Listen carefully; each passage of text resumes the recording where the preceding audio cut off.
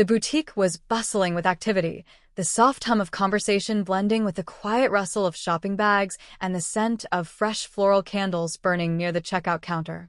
Emma moved effortlessly through the space, adjusting displays and offering warm smiles to customers as they browsed the latest collection.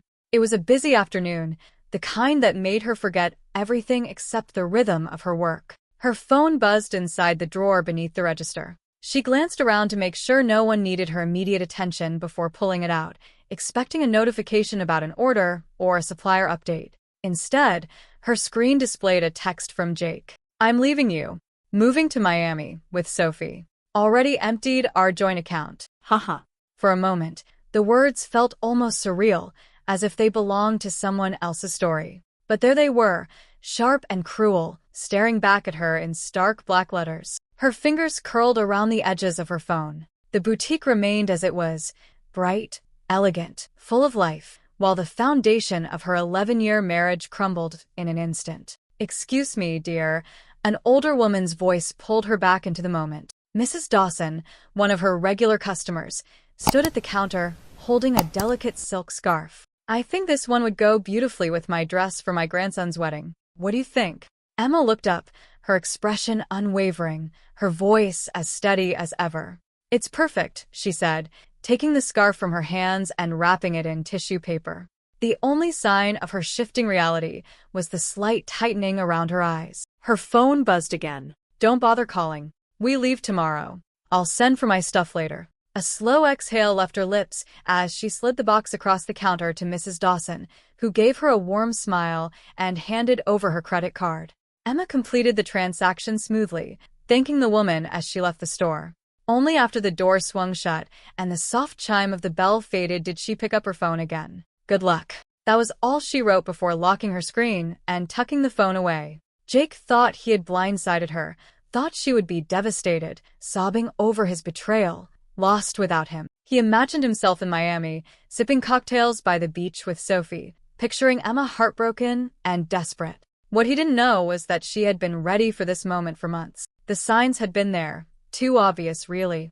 The sudden obsession with his appearance, the late nights at work that never quite lined up with his paycheck, the secretive way he guarded his phone. He had become so predictable in his deception that Emma had seen the ending before he even wrote it. The first red flag had come in the form of a crumpled receipt she had found stuffed into the pocket of his coat, a 5-star restaurant bill for 2 on a night he had sworn he was stuck in meetings. She hadn't confronted him then. Confrontation would have given him the chance to lie, to manipulate, to weave excuses that she didn't need to hear. Instead, she had quietly opened a new bank account at a separate institution. A week later, when Jake suggested they merge their finances to make things easier, she smiled, nodded, and moved her personal savings into the new account. The joint account he had just emptied? It had contained exactly 2 months' worth of expenses, enough to keep him from getting suspicious, but not a penny more. Her real money was safe. She had also hired a lawyer 2 months ago when she found an unfamiliar hotel charge on their credit card statement. That conversation had been easy. "I think my husband is planning to leave me," she had told the attorney. "I just want to be ready when he does." And now he has. Emma walked to the back of the boutique and stepped into her office, shutting the door behind her. The walls were lined with neatly labeled binders, business expenses, supplier contracts, payroll documents. Everything is in order. She pulled out a folder from the drawer labeled Legal Matters. Inside, copies of bank statements, credit card records, and every questionable transaction Jake had made in the past year were stacked in precise order. She had been tracking his indiscretions before he even realized he was being reckless. She picked up her phone and dialed the number she had saved under Lena, attorney. The lawyer answered on the second ring. "I assume it's time?" Emma allowed herself the smallest of smiles. "It's time." Lena was as efficient as ever. "I'll file the paperwork first thing tomorrow." "Do you want him served in Miami?"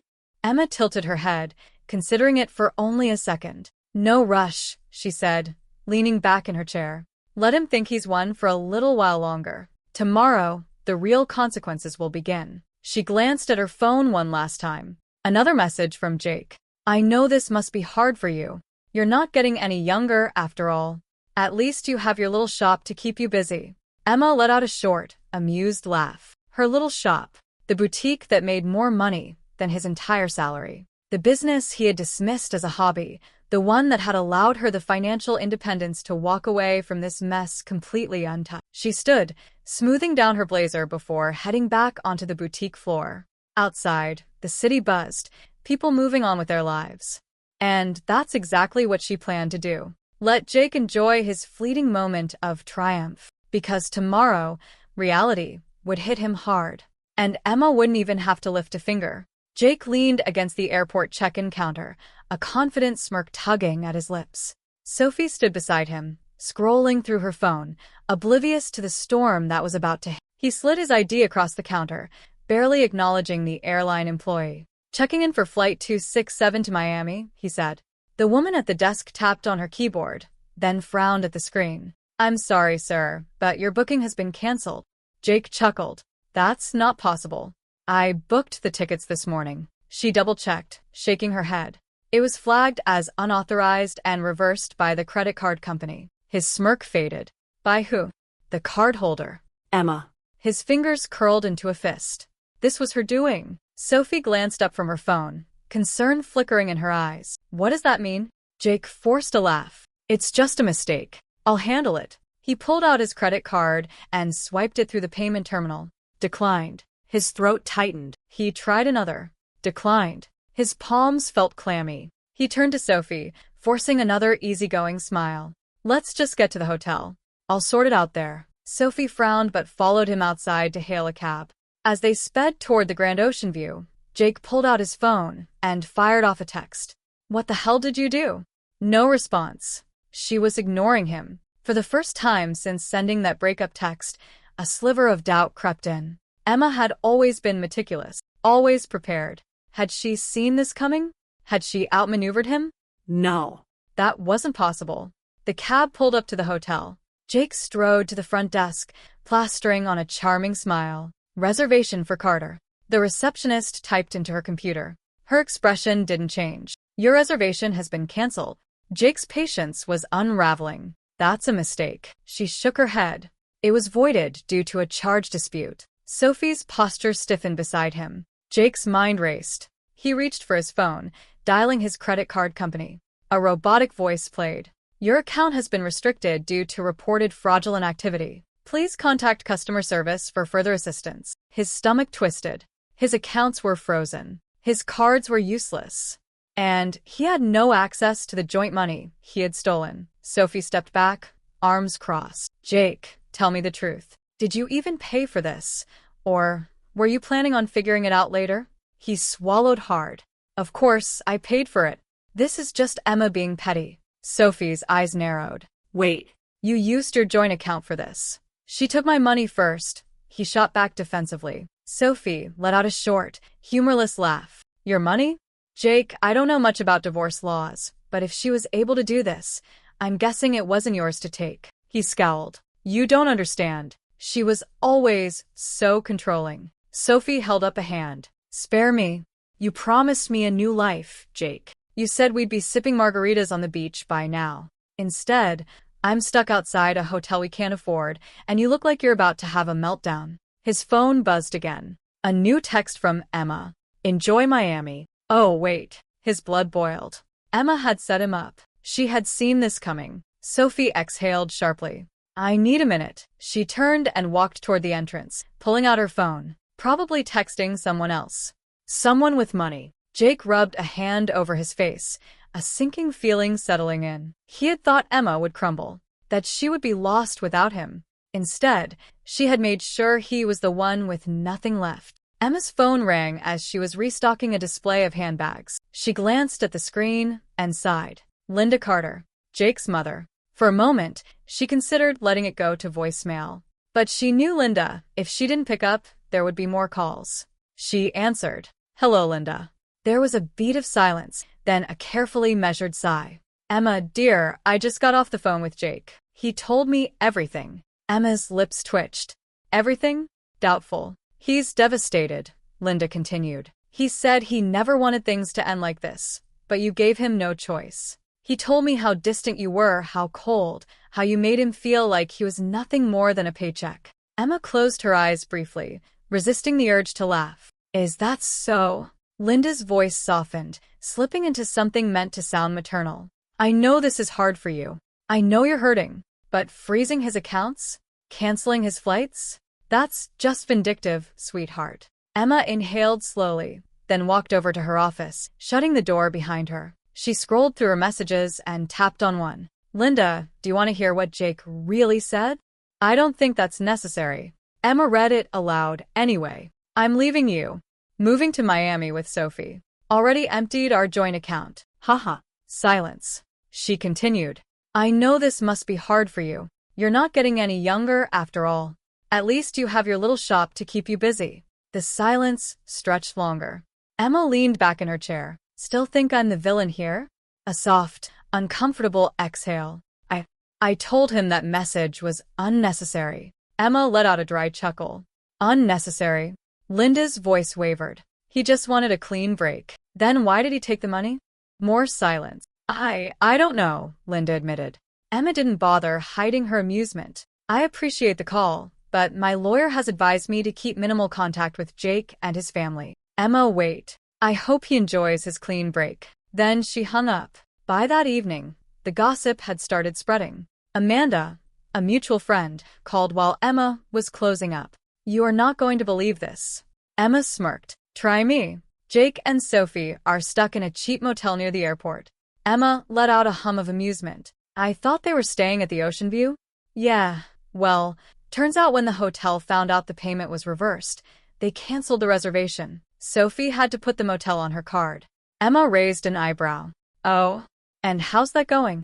Amanda laughed. She's already complaining. Apparently, Jake's credit cards are maxed out, and he has no cash. Emma sipped her tea, entirely unsurprised.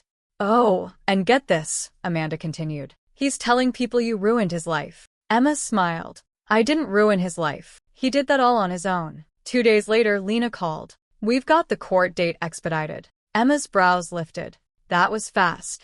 Judges don't take kindly to men who steal money and then brag about it over text. Emma smiled. So, when does he get served? Lena's tone was amused. Tomorrow morning. At the motel. Emma's eyes twinkled. Poetic. She could only imagine the look on Jake's face when the reality of his clean break truly hit him. Jake sat stiffly at the defendant's table, his cheap lawyer rifling through a pile of disorganized papers. Across the courtroom, Emma sat with her lawyer, Lena, poised and prepared. The contrast was almost comical. Jake, flustered and irritated, while Emma remained composed, knowing the battle was already won. The judge glanced over the documents in front of her before looking at Jake's lawyer. Proceed. Jake's lawyer stood, adjusting his ill-fitting suit. Your Honor, my client has been unfairly treated in this divorce. Mrs. Carter has gone out of her way to freeze accounts, cancel his financial access, and leave him destitute. The judge arched an eyebrow. Did Mr. Carter not empty the joint account before leaving? The lawyer hesitated but pushed forward. He simply needed funds to start fresh. Furthermore, we assert that Mr. Carter is entitled to half of Mrs. Carter's boutique as it was built during the marriage. Emma didn't react. She had expected this. Lena stood. Your Honor, the boutique was established before the marriage and funded solely by my client. All financial records show that Mr. Carter never contributed to its success. Additionally, we have evidence of text messages where he openly dismissed it as a little shop and a hobby. She handed over a binder of neatly organized messages. The judge skimmed through them, pausing at one in particular. At least you have your little shop to keep you busy. The judge looked at Jake. You dismissed your wife's business as insignificant, yet now you claim you were a partner? Jake shifted in his seat. I didn't mean it like that. His lawyer tried to recover. These messages don't paint the full picture. My client emotionally supported his wife's career. The judge sighed. Emotional support does not entitle one to financial assets. The color drained from Jake's face. Lena continued. Additionally, Mr. Carter used marital funds to finance a trip with another woman. This is financial misconduct, and we request the return of those funds. Another set of documents was handed over, detailing the joint account withdrawals and credit card transactions. The judge exhaled, setting the papers down. Mr. Carter, do you deny these charges? Jake swallowed hard. I just needed a clean break. The judge leaned forward. A clean break does not include theft. Silence fell over the courtroom. She tapped her pen against the desk. The court finds Mr. Carter engaged in financial misconduct. All joint assets are frozen pending further review. Jake tensed. Furthermore, Mr. Carter is ordered to repay the funds withdrawn from the joint account within 30 days. Failure to do so will result in additional legal penalties. Jake bolted upright. That money is gone. I already spent it. The judge didn't waver. Then I suggest you find a way to replace it. His lawyer sighed, clearly realizing the case was a lost cause. The judge continued. As for the boutique, it remains 100% the property of Mrs. Carter. Mr. Carter's request for shared ownership is denied. Jake slumped, his jaw clenched. And lastly, regarding the marital home, the judge continued, flipping through the final documents. As the house was inherited by Mrs. Carter and remains in her sole name, there is no legal claim from Mr. Carter. He has no rights to the property. The gavel came down with a decisive thud. The court is adjourned. Emma stood, smoothing down her blazer as she gathered her belongings. She didn't even look at Jake. As she walked out, she heard his footsteps behind her. "You destroyed me," he hissed. Emma turned to him, her lips curving into a knowing smile. "No, Jake," she said. "You destroyed yourself." And with that, she walked away, leaving him with nothing. Jake sat on the edge of his childhood bed, staring at the ceiling, the faint smell of old carpet and dust filling the small room. The same posters he had taped up as a teenager had long been taken down, but the outlines still remained. At 45 years old, he was right back where he started, living with his parents. His father barely spoke to him, and his mother only did out of obligation. The tension in the house was thick. They had defended him at first, believing his sob story about how Emma had ruined his life. But after seeing the evidence, they realized he had done it all to himself. He had nothing left. No money. No home. No business. And soon, he'd have no job either. His phone buzzed beside him. A call from Natalie, his sister. He hesitated before answering. "Hey," he muttered. Silence for a beat. Then, "I called Emma." Jake's stomach twisted. "Why would you do that?" Natalie exhaled. "Because I wanted to know the truth. And she showed me everything." Jake clenched his jaw. "She had every right to do what she did," Natalie continued. "You lied to all of us. You made us feel sorry for you. But you stole from her, Jake. And then you mocked her while you did it." "I was just..." "Spare me," she cut in. "I don't know who you are anymore. But I'm done defending you." The line went dead. Jake let out a slow breath, staring at his phone, knowing he was running out of people willing to listen. Sophie dumped him a week later. At first, she had been patient, waiting for him to get back on his feet, believing his promises that things would turn around. But after 2 weeks of living in his parents' house, her patience ran out. She sat across from him at a dingy diner, arms crossed, her expression cold. "I can't do this anymore, Jake," he scoffed, leaning back. "Oh, so now you're leaving? After everything?" She rolled her eyes. "After everything? Jake, you have nothing to offer me. I didn't sign up to be broke, living in your parents' house while you whine about your ex-wife." He narrowed his eyes. "So that's it." She shrugged, grabbing her purse. "I need a man who actually has his life together, not someone still blaming his past for his failures."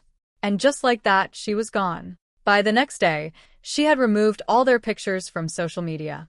By the end of the week, her posts became more pointed. "Some people aren't looking for love, just a free ride. Lesson learned. Never date a man who peaked in his 30s. Jake gritted his teeth, slamming his phone down. She had used him just like he had used Emma. And now, she was moving on. He was stuck. Things at work weren't much better. He had been expecting a promotion, convinced he was next in line. But instead, HR launched an investigation into his relationship with Sophie. When word got around that he had been dating a subordinate, the company started to reconsider his role. Then, when they found out about his financial situation, it only made things worse. They saw him as a liability. And when budget cuts came around, his position was one of the first to be eliminated. Jake was furious, convinced it was personal, convinced they were targeting him. He tried to sue for unfair termination, claiming discrimination. He lost. Miserably. The company had all the evidence they needed: his unprofessional conduct, his messy reputation, and his poor financial management. With no job and no prospects, Jake was officially out of options. And the worst part?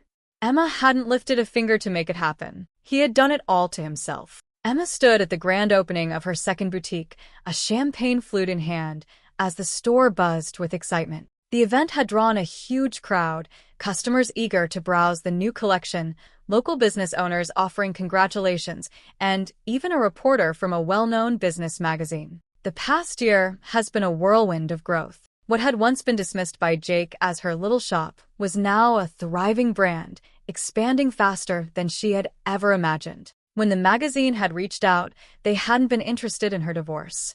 They wanted to feature her as an entrepreneur, a woman who had built something independent, profitable, and powerful. The article's title said it all. From Setback to Success, how Emma Carter built a business empire on her own terms. It was never about proving anything to Jake. It was about proving it to herself, that she had never needed him, that she had always been the one with the real vision, the real strength. The boutique's success wasn't just about the sales. It was about the women who came in not just to shop, but to tell her their stories. "I just want you to know," one customer told her that evening, holding a luxury handbag, "reading about your journey gave me the courage to start over.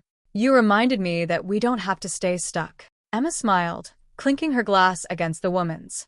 To new beginnings. A few days later, Emma was finishing up some paperwork in her office when the boutique door chimed. She glanced up, expecting a customer. Instead, it was Sophie. Emma leaned back, crossing her arms. "Didn't expect to see you here." Sophie looked different, less polished, less sure of herself. She hesitated before stepping closer. I just wanted to say I'm sorry." Emma raised an eyebrow. "For what?" "For believing everything Jake said about you. For thinking I was different." Sophie let out a shaky breath. "He used me just like he used you." Emma didn't say anything, letting Sophie fill the silence. "I thought he had everything figured out. But when things got hard, he started blaming everyone else. First you, then me. Eventually, I realized he doesn't want to take responsibility for anything." Emma gave a slow nod. "That's Jake." Sophie exhaled. "Anyway, I just wanted to say I was wrong about you." Emma studied her for a moment, then shrugged. "Apologize to yourself, not to me. You wasted time on him. Now you know better." Sophie looked down, then nodded. Yeah. "I guess I do." She turned to leave, but paused at the door. "I hope you keep winning." Emma smiled. "I plan to." As the door swung shut behind Sophie, Emma didn't feel anger.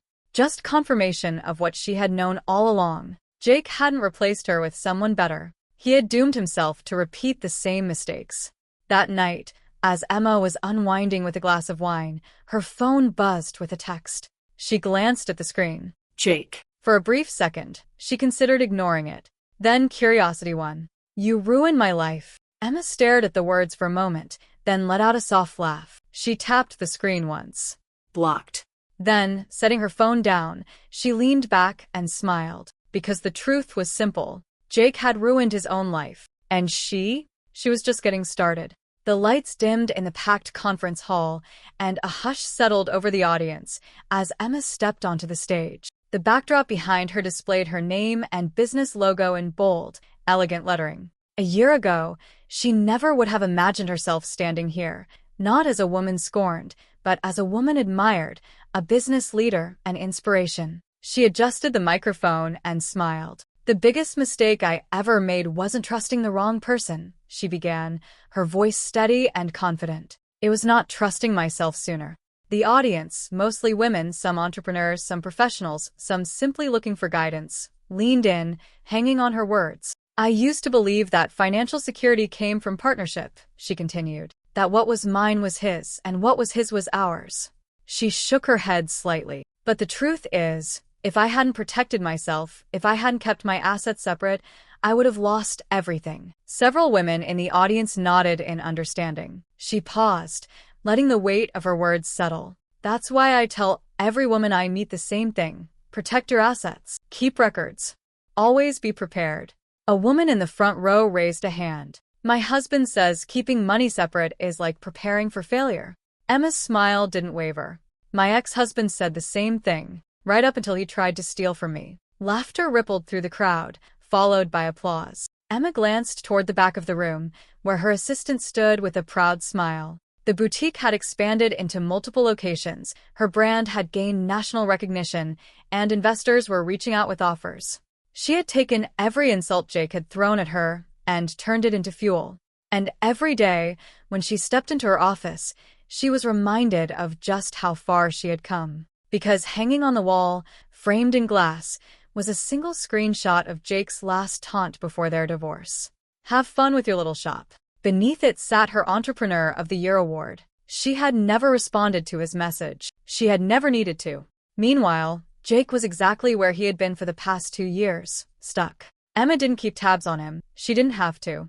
Mutual friends filled her in without her even asking. Jake had never moved out of his parents' house. At 47 years old, he was still sleeping in his childhood bedroom, blaming Emma for everything that had gone wrong in his life. He had burned too many bridges to rebuild a career. No respectable employer wanted someone with his messy reputation. And his love life wasn't faring any better. "He's still on dating apps," Amanda, a mutual acquaintance, told her one day, still listing himself as young at heart. Emma nearly choked on her coffee. "You're kidding." Amanda laughed. "Oh, it gets better. He's using an old photo, back when he actually had money. But women Google him now. They find out about the divorce, about how he tried to screw you over and failed." Emma raised an eyebrow.